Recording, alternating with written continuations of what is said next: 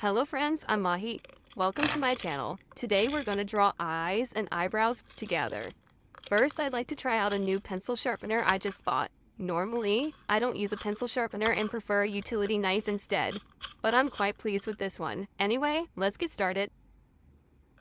I've already prepared the sketch, and in this video, I want to show you the easiest techniques for shading. As you can see in the video, just like the arrow sticker, you should move the tip of your pencil in circular motions. This technique will help the texture of your drawing look smoother.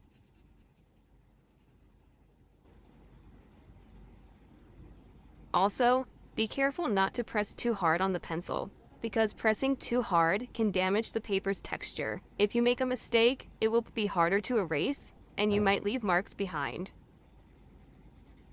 I hope that by watching this video, you'll create a beautiful drawing and share the result with me. Please don't hesitate to ask if you have any questions. I'm confident that you can improve your drawing skills by following my videos.